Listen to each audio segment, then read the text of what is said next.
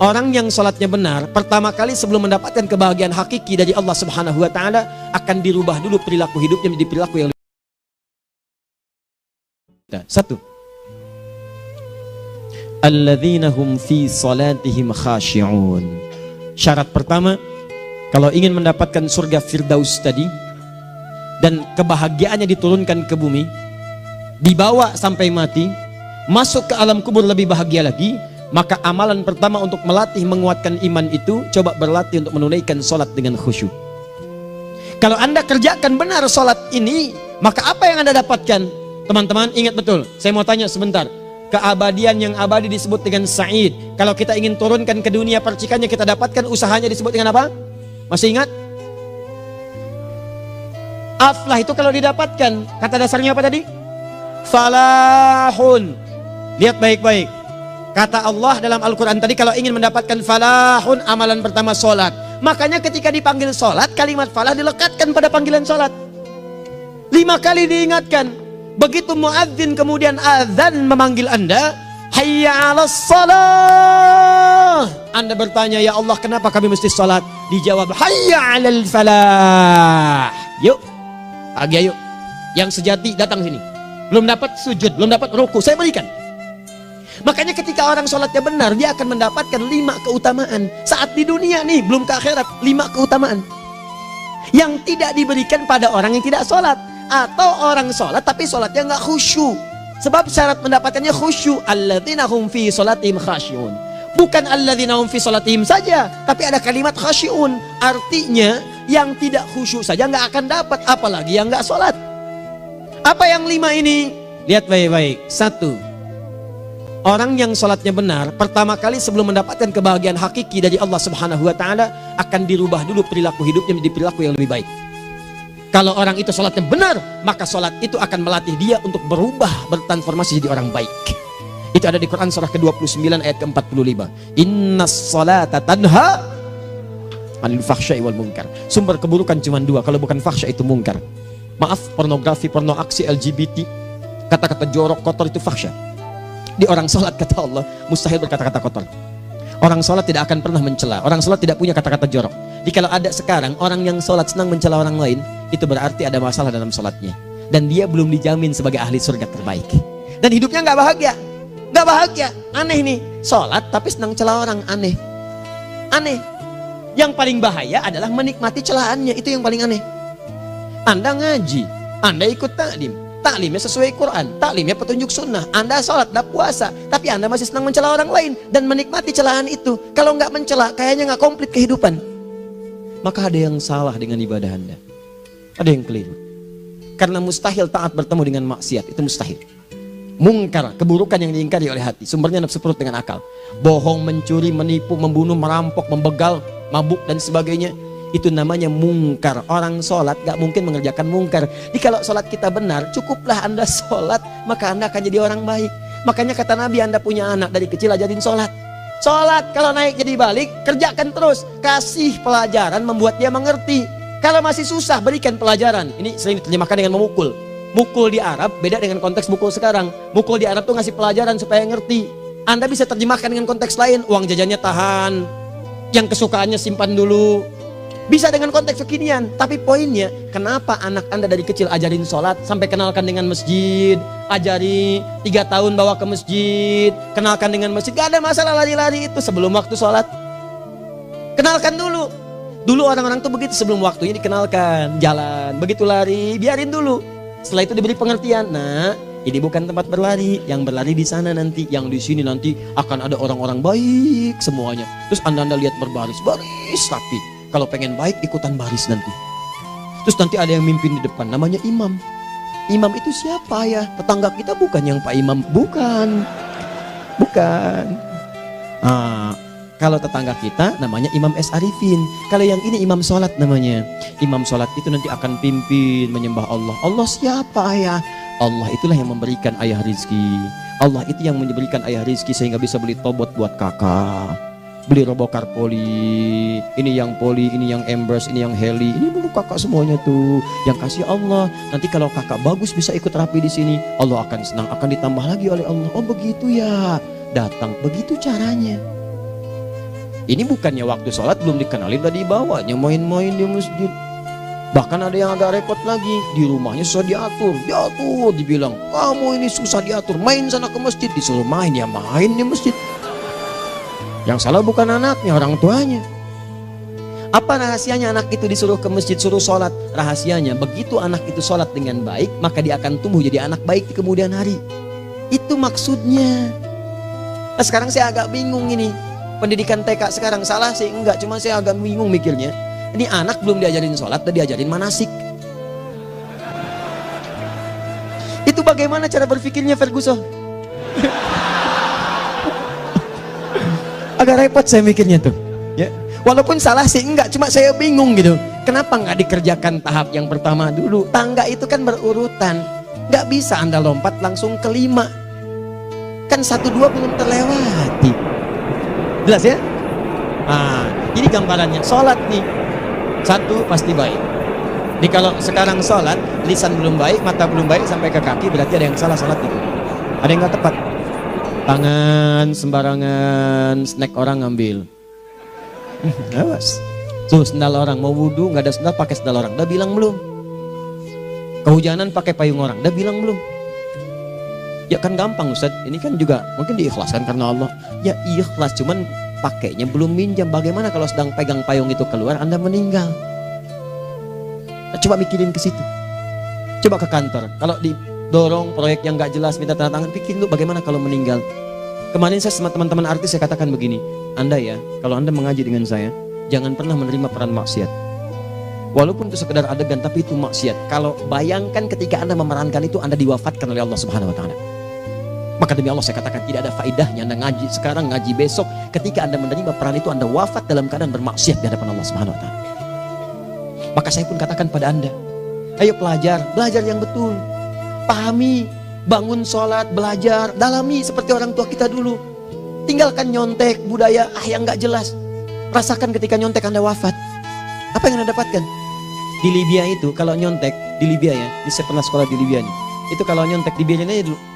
Dan rekornya 100% ketahuan. Begitu sudah selesai, cuma jeda 2 jam, langsung ada panggilan. Si Fulan silahkan datang ke kantor. Apa yang disediakan di kantor sudah siap.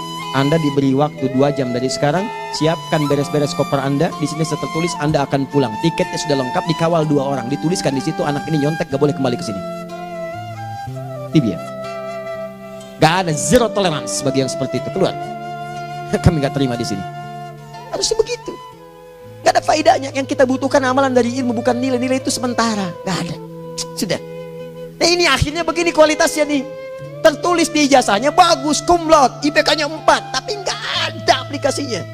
Yang pintar banyak. Kita butuh yang baik, pintar yang baik. Sekarang yang pintar banyak, kepintarannya dipakai untuk nipu orang. Itu yang bahaya. Ahli hukum banyak yang dihukum. Ahli ekonomi tidak bisa mengangkat perekonomian. Apa yang salah? Apa yang salah? Ini yang jadi persoalan. Tapi dasar manusia begitu di sidang mulai pakai peci, pakai baju koko, pakai tasbih, ada yang pakai kerudung. Luar biasa. Nih 2. Orang kalau sholatnya benar, Allah akan berikan ketenangan dalam jiwanya. Tenang hati. Jangankan musibah kecil, musibah paling besar pun tenang aja dia. Tenang, dia paham rumusnya. Allahu Akbar. Turun Quran surah ke-13 ayat ke-28. Ala bidzikrillahi tatmainnul. Yakinkan pada dirimu zikir kepada Allah membuat hati tenang. Di antara turunan zikir amalannya adalah salat. Dari mana taunya Quran surah ke-20 ayat ke-14? Innani anallahu la ilaha illa ana fa'budni wa aqimis salata lidzikri. Saya Allah, kata Allah ke Nabi Musa. Tidak ada Tuhan selain saya, sembah saya. Bagaimana menyembahmu ya Allah? Tunaikan salat sebagai zikir kepada saya, zikir. Nah, maka kalau Anda sedang tidak tenang, ayo ke masjid. Banyak zikir itu, baca Quran zikir. Quran surah 15 ayat 9. Inna nahnu nazzalna dzikra. Kami turunkan Al-Quran sebagai zikir. Jadi kalau Anda sedang baca Al-Quran, Anda sedang berzikir. Ibu kalau sedang gak tenang, Bu, gelisah, gak enak, gak usah mengeluh, apalagi bikin status gak karuan. Ibu wudhu, ambil mushaf baca. Begitu sedang baca ada ketenangan dalam jiwa. Berdoa, zikir. Kalau sedang gak tenang, besok ada proyek, doa dulu. Doa itu memberikan ketenangan. Makanya doa disebut dengan zikir. Quran surah ke-7 ayat 205. Wadhkur rabbaka fi nafsika tadarruan wa khifatan wa dunal jahri minal qaul. Ayo berzikir, minta kepada Allah dengan segenap jiwamu, mohon dengan penuh ketawaduan. Nanti ketenangan diberikan. Menghafal Quran, baca itu zikir. Quran surah ke-54 ayat 17, 22, 32, 40. Walaqad yassarnal Qur'ana lidzikri fahal mim mudzakir. Menyebut nama Allah, Al-Asmaul Husna itu zikir. Sedang ada persoalan, ya Allah, ya Allah, ya Allah, ya Rahman, ya Rahim, ya Malik, ya Qudus, ya Allah, ya Allah, ya Allah, ya Allah. Zikir. Dalilnya Quran surah kedua ayat 152. Fadhkuruni adzkurkum. Sebut namaku, zikir. Apapun akan mengingatmu. Gimana menyebutnya? Ditafsir di Quran surah 17. Ayat keberapa? 110. Qulidullah awid rahman ayyamma tad'u falahul asmaul husna. Sebut nama Allah. Itu menenteramkan pada jiwa. Sedangkan sholat gabungan dari semua zikir tadi. Bukankah dalam sholat Anda baca Al-Quran? Bukankah dalam sholat Anda menghafal Al-Quran? Bukankah dalam sholat Anda berdoa? Bukankah dalam sholat Anda istighfar? Anda mohon digabungkan semua itu. Amalan sholat menggabungkan semua jenis zikir. Masa Anda nggak tenang juga? Makanya sholat, jangankan sholat ya, tempat sholat itu yang menenangkan. Tempat sholat, tempat paling tenang di muka bumi. Kalau nggak percaya silahkan ya, Anda sebelum masuk ke Istiqomah ini, begitu Anda masuk kan perasaannya beda kan? Lain. Silahkan cek, kalau cari ketenangan datang ke masjid. Masuk, wudhu masuk, sholat 2 rakaat, tenang. Dekat kipas angin, saking tenangnya, plek, ngantuk tidur. Beneran. Enak. Makanya saat Ramadan kalau orang pengen cari ketenangan, lihat. Di perusahaan-perusahaan penuh tuh musola, pada tidur. Ya, mengamalkan hadis palsu. Ya, dia musoim ibadah, tidurnya orang puasa ibadah, hadis palsu. Nah, itu teman-teman. Itu gambarannya tiga. Orang yang salatnya khusyuk benar, itu dijamin langsung oleh Allah Subhanahu wa taala akan dimudahkan semua urusan hidupnya termasuk rezekinya. Ini yang saya katakan. Jadi saya katakan tadi, di akhirat ini, di surga, rezeki tinggal ngambil. Anda kalau benar sholatnya, itu langsung dijanjikan oleh Allah. Rezeki itu nggak perlu Anda banyak pikirkan. Ikhtiar sedikit, datang. Bahkan dari sisi yang tidak Anda duga. Apa dalilnya? Quran surah ke-65 ayat 2 dan 3. Ditafsir di Al-Baqarah ayat 2 dan 3. Wa may yattaqillaha yaj'al lahu makhraja. Ada orang yang meningkatkan takwanya kepada Allah, kami mudahkan urusan hidupnya. Setiap persoalannya diberikan jalan keluar, mudah. Solusi. Setiap ada problematika, ada solusi. Wa yarzuqhu min haitsu la yahtasib. Dan kalau dia ingin mendapatkan rezeki, bahkan kami kirimkan dari sisi yang tidak dia duga. Orang lain capek ini datang lagi, tawaran proyek datang lagi. Utsman tuh Masya Allah kayanya banyak, tapi yang paling dirindukan bukan saat mendapatkan peningkatan omsetnya, yaitu saat dia mendapatkan waktu khusus dengan Allah untuk sholat malam hari, sampai-sampainya sempat sholat tahajud sampai khatam Al-Quran. Abdurrahman bin Auf demikian, Tamim Ad-Dari demikian, sholat karena tahu sholat itu meningkatkan rizki. Karena tahu kuncinya ada di situ, Allah yang punya rizki, disebut dengan Razak, pemilik rizki. Maka saya harus punya hubungan dekat dengan Allah. Kalau sudah punya hubungan dekat, mau apa aja gampang. Belum minta, udah diperhatikan. Silahkan cek, Anda punya hubungan baik dengan bos Anda di kantor. Ya, sebelum Anda minta, beliau udah pikirin tuh, telepon bendahara. Dia udah ngambil belum gajinya? Belum Pak, tambahkan bonus sekian. Kenapa? Karena dia mengawasi Anda. Allah maha tahu dibandingkan dengan bos Anda. Mendekat kepada Allah, semua diperhatikan oleh Allah. Siapa orang takwa itu? Kalimat takwa pertama di Al-Quran Al-Baqarah ayat 2, amalannya ayat 3. Dzalikal kitabu la raiba fihi hudal lil. Siapa mutakin itu ayat 3-nya? Alladzina yu'minuna bil ghaib wa yuqimunas shalah. Gampang, kalau pengen mudah hidupnya gampang. Biaya nggak mahal, tenaga nggak banyak, tingkatkan takwa nih. Jadi kalau hidup Anda masih susah, di kantor champion, di rumah tangga bermasalah terus, atau sebaliknya, maka boleh jadi kalau gelar Anda tinggi, harta Anda banyak, tapi selalu punya masalah, bukan Anda kurang hebat, bukan Anda kurang kedudukan, bukan Anda kurang kaya, Anda kurang takwa. Dan yang paling dahsyat, mungkin sholat Anda belum berkualitas. 4. Orang yang sholatnya benar, khusyuk dia, bahkan saat sholat itu kalau dia minta, maka seketika doanya akan dikabulkan. Tanpa diskusi, langsung seketika. Contoh, Quran surah ketiga ayat 38-39. Demi Allah saya katakan, Nabi Zakaria punya masalahnya pelik. Sudah berumah tangga, istrinya divonis monopos, maaf bahkan mandul. Gak mungkin punya keturunan. Maka apa yang beliau kerjakan? Secara singkat beliau sholat. Begitu sholat minta kepada Allah. Hunalika da'a Zakaria rabbah. Di mihrab itu beliau bermohon kepada Allah. Bermohonnya sambil sholat. Qala rabbi habli min ladunka dzurriyyatan thayyibah innaka sami'ud du'a. Ya Allah, mereka katakan saya nggak mungkin punya keturunan. Sekarang saya ingin katakan, ya Allah, saya hanya minta darimu saja, saya nggak akan dengarkan mereka. Ya Allah, mohon Engkau maha mendengar, ya Allah. Maha mendengar doa saya. Kalau kepada yang maha mendengar aja nggak mengabulkan, kepada siapa lagi saya mesti minta? Apa yang terjadi? Fanadatul malaikat wa huwa qa'imun yusalli fil mihrab. Turun malaikat mengabarkan sedangkan beliau masih sholat, belum selesai dalam sholatnya. Sholat khusyuk itu belum selesai sholat aja dikabulkan, doa sudah turun. Sholatnya belum selesai, doa sudah dikabulkan. Annallaha yubashshiruka bi Yahya. Allah kasih kabar gembira, doa kamu didengar, dikabulkan, kamu akan punya anak, namanya langsung dari Allah Yahya. Artinya hidup yang mustahil menurut manusia, lahir seorang dari rahim perempuan yang menepus dan mandul, bayi yang hidup, kata Allah nggak ada yang mustahil bagiku, jadi dan jadi dia. Berita baiknya, Nabi Zakaria sholat dikabulkan. Umat Nabi Muhammad sebelum sholat sudah ditunggu oleh Allah, mau minta apa, aku kabulkan sekarang. Hadisnya qudsi, saya bacakan. Hadatsana qala Rasulullah sallallahu alaihi wasallam qala Allahu azza wa jalla qasamtu shalah baini wa baina abdi. Kata Allah, saya bagi dua ya salat antara aku dengan hambaku. Wali abdi ma sa'ala. Kalau hambaku benar salatnya, aku berikan apapun yang dia minta sekarang. Idza qala al-abdu alhamdulillahi rabbil alamin. Bagian pertama, kalau hamba benar nih baca Al-Fatihahnya dari alhamdulillahi rabbil alamin, kalau Allah azza wa jalla dijawab oleh Allah, hamadani abdi, hambaku sedang memujiku. Wa idza qala ar-rahmanir rahim, jika hambaku berkata ar-rahmanir rahim, qala Allah azza wa jalla athna alayya abdi, hambaku sedang menyanjungku. Wa idza qala malik yaumiddin, qala Allah azza wa jalla majjadani abdi, kalau hambaku mengatakan malik yaumiddin, kata Allah hambaku sedang mengagungkanku. Perhatikan sekarang. Wa idza qala al-abdu iyyaka na'budu wa iyyaka nasta'in, jika hambaku berkata sekarang, ya Allah, kami sekarang ibadah, sholat menyembahmu, dan kami sekarang sedang punya masalah, kami hanya minta tolong kepadamu ya Rabb. Apa jawabannya?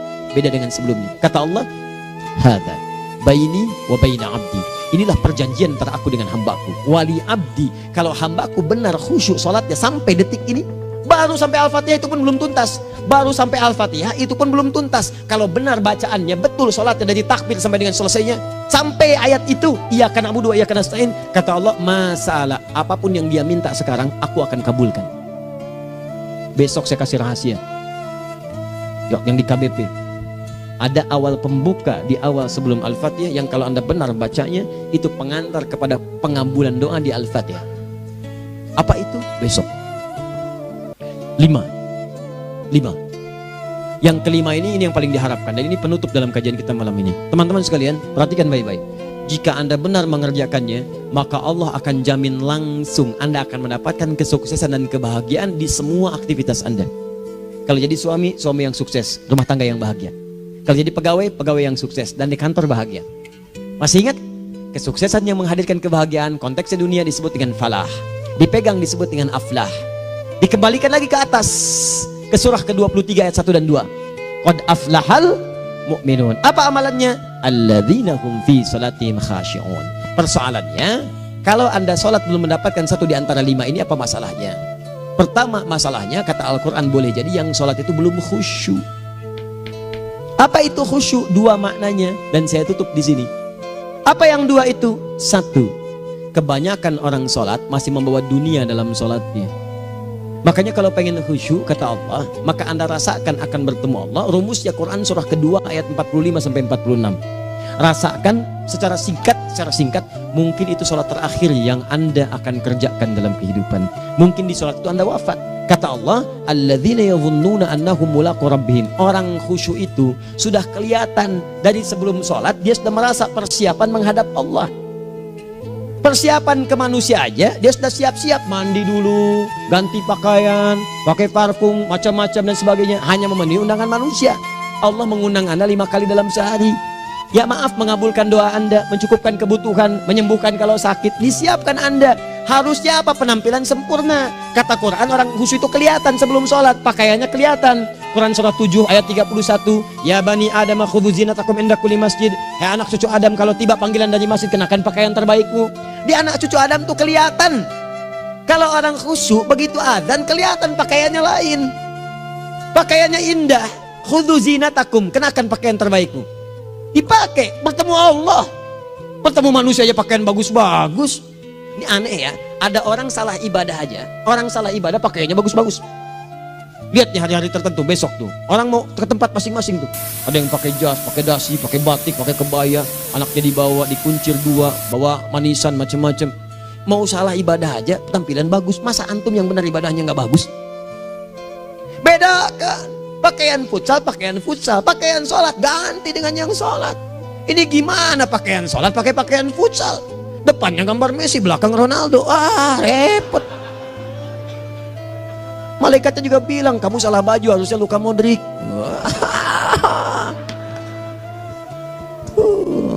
Apalah saya. Ayo mau tanya apa? Mourinho dipecat saya tahu. Lagi nganggur sekarang, ditawarin Benfica dia nggak terima. Sekarang jadi dia komentator di beIN Sport. Nanti sebentar lagi dia akan komentari laga Saudi dengan Qatar dan komentari laga Arsenal dengan Ipswich. Digantikan oleh Solskjaer. Dia super sub dulu. Ya, super sub. Ya, the baby assassin, ya pembunuh yang berwajah baby face. Masuknya di akhir-akhir. Gol. Sekarang melatih dia 5 kali kemenangan, belum kalah sama sekali. Saya hafal itu. Tapi masih di urutan ke-6. Tapi jaraknya ke yang ke-4 itu tinggal 3 poin lagi. Hafal saya. Liverpool tahu cuma 4 poin sekarang bedanya. Kemarin 7 kalah 2-1 sama Manchester City. Walaupun banyak analisis yang menyebutkan mungkin itu diberikan saja gitu kan. Karena ada yang lain-lain. Hafal kedua Manchester City. Hafal saya. Ayo mau tanya apa lagi? Tottenham Hotspur ke bawahnya. Ada Chelsea, ada Arsenal, baru kemudian Manchester United. Liga Italia, wah udah gak kekejar Juventus. Ya, apa lagi? Dan seterusnya lah. Gak ada ujungnya bahas yang begituan. Jelas ya? Maksud saya, Anda tanya itu saya jawab. Tapi tidak menghilangkan ibadah kita yang lain. Dan apa ruginya? Ya tahajud dah. Apa yang bisa dikerjakan besok, lihat besok. Ya kan tahajud kan bisa besok. Ada orang tahajud jam 10 pagi? Gak ada. Lebih baik Anda kerjakan malam tahajud. Yang tidak bisa dilihat malam bisa dilihat besok. Cara berpikirnya bagaimana kalau besok meninggal? Gak kesampaian teman-teman sekalian. Gak kesampaian. Nah maka dari itu, Anda kalau mau ada panggilan sholat, siap-siap baju yang bagus. Itu sempurnakan. Anda panggilan orang mandi. Panggilan Allah, buka Quran surah 5 ayat 6. Sempurnakan wudhu. Ya ayyuhalladzina amanu idza qumtum ila sholati faghsilu wujuhakum. Wudhu yang baik. Berpakaian yang rapi. Kenapa? Karena boleh jadi saat dipanggil Anda wafat saat itu. Maka wafat Anda dalam keadaan yang suci, dengan keadaan tobat, dengan pakaian terindah pada saat itu. Yang kedua, maaf, orang-orang kurang khusyuk itu saya tutup. Yang kedua itu karena kebanyakan orang sholat tidak paham, tidak mengerti apa yang dibaca dan dilakukan dalam sholatnya. Jujur pada diri sendiri, jawab pada diri Anda. Sampai sekarang Anda sholat, berapa persen bacaan sholat yang Anda pahami? Jangan-jangan selama ini Anda sholat ribuan kali sujud, ribuan kali ruku. Gak ada yang paham yang dibaca. Sekian persen yang paham, bagaimana sholat Anda bisa khusyuk? Pekerjaan Anda dipahami, urusan akhirat Anda gak dipahami. Di mana cara berpikirnya? Aku yang bagaimana atau engkau yang harus bagaimana? Ya, coba berubah. Nah ini baru satu amalan, belum yang lainnya. Ada 5 amalan lagi yang kalau kita bisa turunkan itu, selain sholat yang khusyuk, maka jaminan tadi akan datang. Baru sholat khusyuk aja 5 datang, apalagi ditambah dengan 5 amalan lainnya lagi. Demi Allah saya katakan, dunia kecil sekali, gak ada nilainya. Akhirat aja enak, nikmat. Saya ketemu Ustaz Arifin beberapa waktu lalu, dan kita doakan semoga Allah berikan kesembuhan, kesehatan. Saya datang, biasa kita ada berdoa, duduk. Bang istirahat, bang butuh istirahat, umat udah nunggu. Dah gak usah mikir yang lain, karena beliau cerita masjid, cerita zikro, cerita mana. Ya insya Allah, nitipin ini, nitipin itu dan seterusnya. Dan yang paling indah adalah, bang kita saling panggil weekend. Nikmat, gak ada yang senikmat ini. Zikir, Allah, doa. Nah bayangkan sakit tapi masih nikmat gitu. Nikmat. Iya bang, saya paham. Istirahat dulu. Banyakkan nanti orang jengkuk. Saya pamit dulu ya, supaya bisa istirahat, supaya tenang. Lama kita pegangan tangan, ngobrol, saling mendoakan. Itu nikmat. Dan cara berpikirnya kalau sudah pakai iman, semua nikmat. Ada uang nikmat, gak ada uang nikmat, sakit nikmat. Karena cara berpikirnya lain. Nanti kita bertemu lagi, saya terangkan pada Anda. Dan saya contohkan satu kisah. Bahkan ketika ada orang yang diuji Allah dengan ujian yang sangat luar biasa, yang menurut sementara orang itu ujian sangat luar biasa menggetarkan jiwanya dan susah untuk bertahan, tapi orang ini nikmat saja menjalaninya. Nikmat. Ada yang di rumah tangga, ada yang di macam-macam. Contohnya banyak. Satu contoh saya berikan di malam ini. Sekali suami istri, wah luar biasa. Istrinya itu cerewetnya Pak, bukan cuma cerewet, ngeselin bagi suaminya. Maaf Bu ya, bukan ibu maksudnya. Jadi semua yang dikerjakan suami salah. Pengen mangga, ayah kalau kita sekarang dibeli mangga. Kenapa mangga yang ini? Saya pengennya mangga yang lain. Belikan mangga. Kenapa beli mangga aja? Jeruknya mana? Jeruk. Semua. Pokoknya semua yang kerjakan suami salah. Tapi suami tidak pernah mengeluh. Ini kerjakan, itu kerjakan. Satu kali, perhatikan cara memandangnya. Ketika iman sudah masuk ke dalam jiwa. Kata temannya, akhi, istri kamu ini begini nyusahin kamu. Kenapa kamu gak cari yang lain? Kan gampang ada syariat. Udah pisahin aja, cari yang lain. Kamu tenang ibadah. Apa jawabannya? Allah sudah turunkan surga ke saya lewat dia. Kenapa kamu meminta saya untuk menjauhinya dan meninggalkan surga saya? Ini cara melihat dia. Bukankah ketika ada berbagai keluhan saya sabar? Bukankah sabar mendekatkan saya ke surga? Allah kirimkan tipikal istri seperti ini supaya mendekatkan saya ke surga. Dengan itu kan saya banyak pahala. Saya sabar, pahala banyak. Sudah Allah berikan pahala kepada saya. Kamu malah nyuruh saya untuk berpisah dengan pahala itu. Perhatikan cara berpikirnya. Indah. Kalau rumah tangga seperti ini semuanya enak. Suaminya biasa-biasa, istrinya cantik, luar biasa.